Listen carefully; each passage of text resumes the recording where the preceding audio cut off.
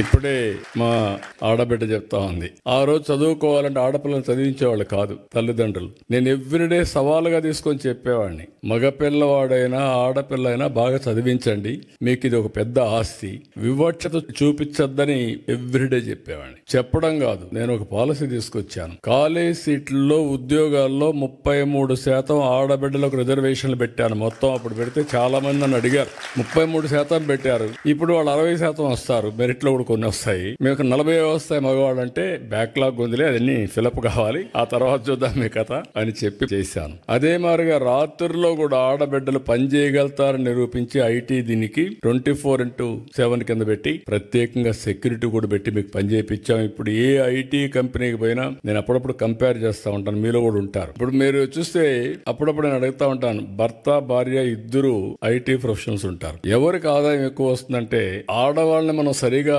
అంచనా వేయలేదు కానీ there is a theory, right brain left brain. Go and ask your chat GPT. Ladies are more intelligent than men. It is established fact.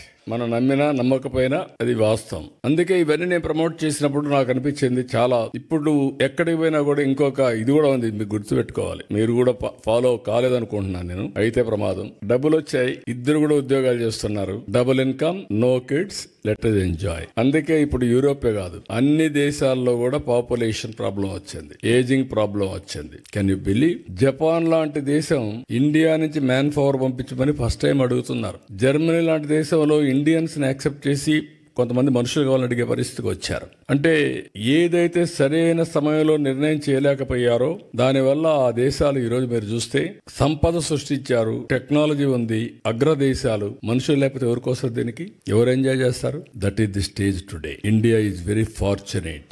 2047కి India, నాకు ఏం అనుమానం లేదు, ప్రపంచంలోనే number 1 గాని నెంబర్ 2 గాని తయారవుతున్నాం.